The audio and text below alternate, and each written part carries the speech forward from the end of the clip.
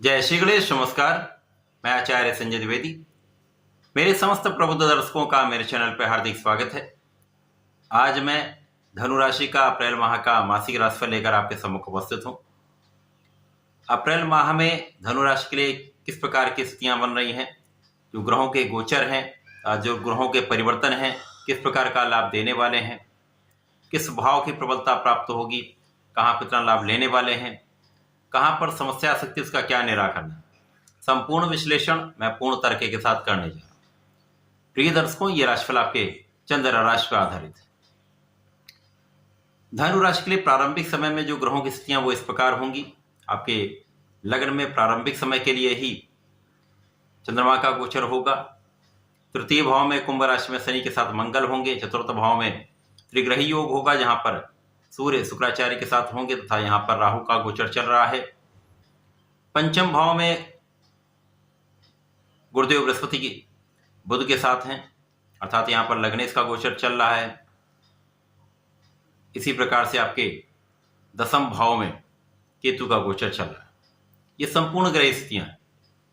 इसके पश्चात 2 अप्रैल को बुध जो पंचम भाव में गोचर कर रहे हैं वक्री अवस्था में आएंगे तथा 9 अप्रैल को बुध मीन राशि में प्रवेश कर जाएंगे। चतुर्थ भाव में इनका गोचर प्रारंभ होगा, जहां पर ये पूरा माह रहने वाले हैं। परंतु 25 अप्रैल को पुनः ये मार्गी हो जाएंगे। 13 अप्रैल को सूर्य अपनी राशि का परिवर्तन करके चतुर्थ भाव से पंचम भाव में आएंगे, जहां पर गुरु के साथ इनका संयोग बनेगा। 23 अप्रैल को मंगल अपनी राशि का परिवर्तन करके चतुर्थ भाव में प्रवेश कर जाएंगे। 25 अप्रैल को शुक्राचार्य का भी परिवर्तन आपके चतुर्थ भाव से पंचम भाव में हो जाएगा। तो इस माह में ग्रहों का जो परिवर्तन है बहुत उथल पुथल का है। ग्रहों के परिवर्तन विशेष हैं। कुछ बड़े राजयोगों का निर्माण भी होने जा रहा है। इस माह में कुछ समस्या कारक योग भी बन रहे हैं। इस माह में राहु के साथ 4 ग्रहों का योग बनेगा, जहां पर सूर्य के साथ ग्रहण दोष बनेगा, शुक्र के साथ अत्यंत समस्याग्रस्त योग बनता है। मंगल जब आएंगे तो मंगल के साथ अंगारक दोष बनेगा। जब बुध जब पहुंचेंगे तो यहां पर बुध के साथ जड़ दोष बनेगा। तो ये कुछ समस्या कारक योग भी बन रहे हैं, परंतु कुछ बड़े योग भी। प्रारंभिक समय से ही धनु राशि के लिए गज केसरी का बनना, लग्न और त्रिकोण का आपसी संबंध बनना, केंद्र और त्रिकोण राजयोग का लाभ मिलना निश्चित रूप से आपके लग्न को प्रबलता देता है। प्रारंभिक समय से ही आप अत्यंत बलवान स्थिति में रहेंगे। स्वास्थ्य समस्याएं कम से कम होंगी, आपके प्रभाव में वृद्धि होगी, आपकी क्षमता में वृद्धि होगी।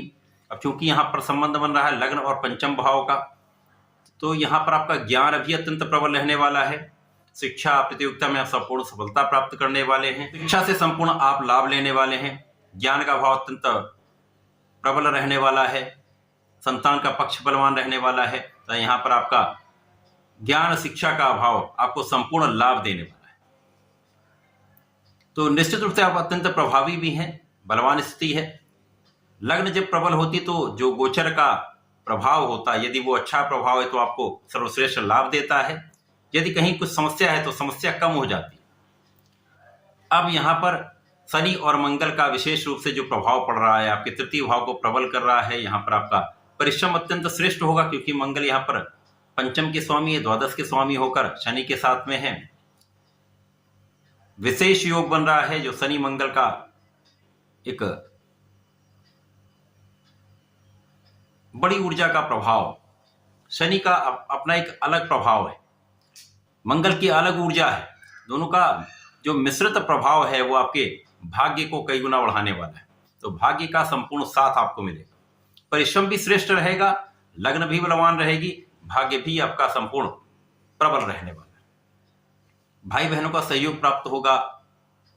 इसी के साथ साथ पंचम पर शनि का प्रभाव, पंचम में लग्नेश का होना, निश्चित रूप से यहाँ पर बहुत विशिष्ट स्थिति बन रही है। इस माह में गुरुदेव का प्रभाव भी भाग्य पर है, मंगल शनि का प्रभाव भी भाग्य पर है। तो आपका भाग्योन्नति तो तय है।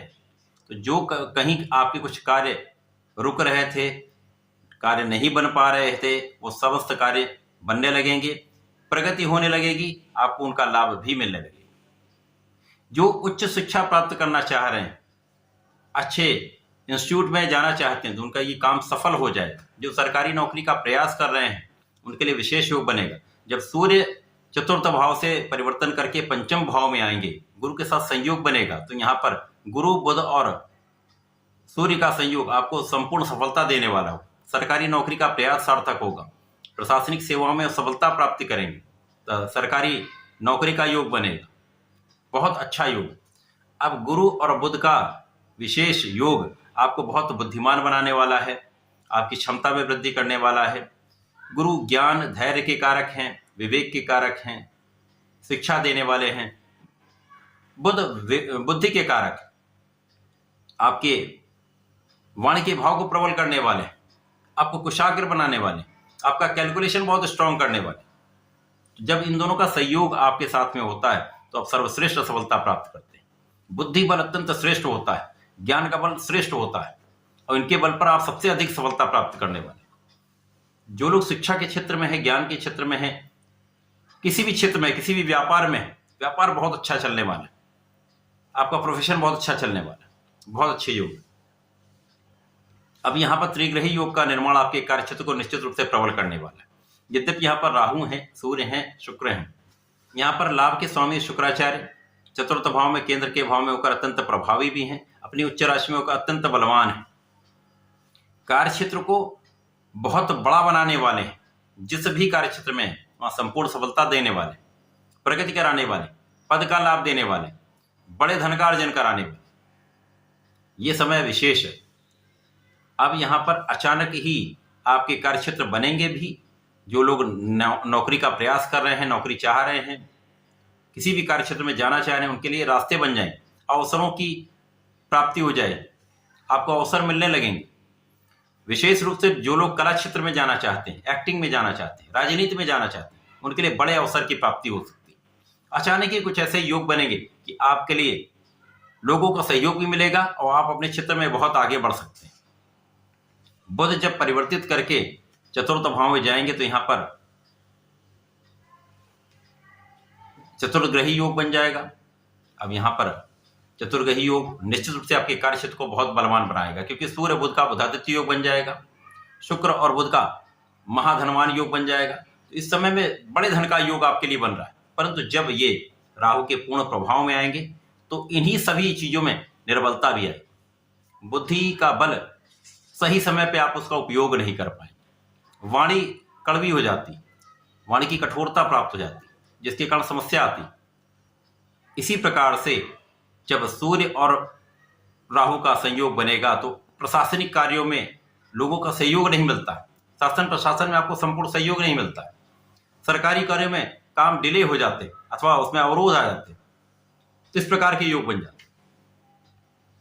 अब जब सूर्य पंचम भाव में आ जाएंगे तो अत्यंत प्रबल स्थिति आएगी, तो आपके सरकारी नौकरी का जो प्रयास है सार्थक होगा। प्रशासनिक सेवाओं में जाना चाहते हैं तो वहां पर सफल होंगे। यहां पर संपूर्ण रूप से आपका बल कई गुना बढ़ जाएगा, आपकी क्षमता में वृद्धि हो जाएगी, आपका विशेष एक प्रभाव पड़ जाएगा, जिसके कारण आपके यश का बढ़ना तय है, यश वृद्धि निश्चित है। अब क्योंकि यहाँ पर बुध, यहाँ पर सूर्यदेव भाग्य के स्वामी हैं, भाग्य के स्वामी का जब लग्न के साथ संबंध बन जाता है तो ये अत्यंत प्रबल स्थिति होती है। तो किसी भी कठिन परिस्थिति में आप हों, वहां से आप निकल जाते हैं और बहुत लाभ लेते हैं। समस्याओं से जूझते हुए उनको आप पछाड़ते हुए आप अपने क्षेत्र में बहुत आगे बढ़ जाते हैं। तो जो भी यदाकदा राहु के साथ समस्याएं होंगी, उन सभी को आप पराजित करते हुए अपनी जीत निश्चित करने वाले। अब जब मंगल तृतीय भाव से चतुर्थ भाव में आएंगे तो यहाँ पर पुनः एक चतुर्ग्रही योग बनेगा, भले 2 दिन के लिए हो। यहाँ पर आपके भूमि भवन वाहन का योग बन जाएगा।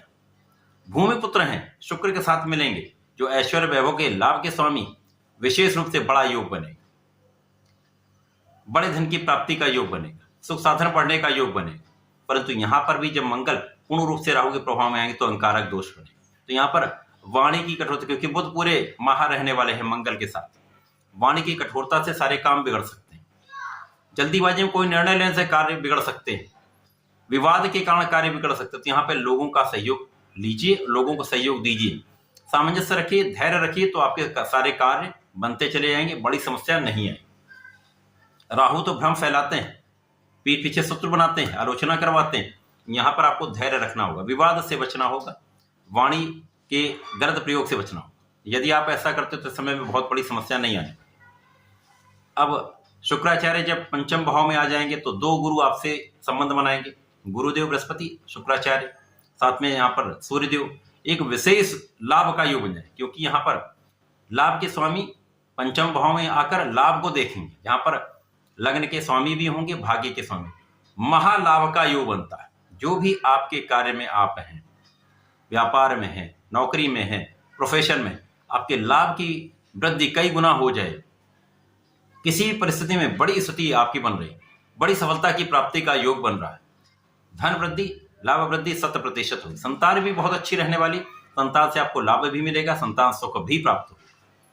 प्रेम संबंध के लिए ये भी समय अच्छा है। तो ये पूरा जो माह है वो धनु राशि के लिए अच्छा है। कुछ बीच में समस्याएं आ सकती हैं, जहां आपको सावधान रहना होगा। पूरे माह में आपको भगवान गणपति की सेवा करनी चाहिए, उनके चरणों में पीले पुष्प का अर्पण करना चाहिए, हरी दूर्वा का अर्पण करना चाहिए था। ओम गंगणपतये नमः का कम से कम एक माला का जप करना चाहिए, अथवा गणपति श्रोतम का, संगनासन गणेश श्रोतम का नित्य कम से कम एक बार पाठ कर ले। प्रत्येक गुरुवार को विष्णु सहस्त्रनाम का पठन अथवा श्रवण कर ले।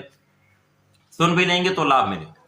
तो आपका ये समय बहुत अच्छा जाने वाला है, समस्याएं दूर होने वाली हैं, लाभ मिलने वाला है। तो ऐसा करके समय का लाभ लें। धन्यवाद, नमस्कार।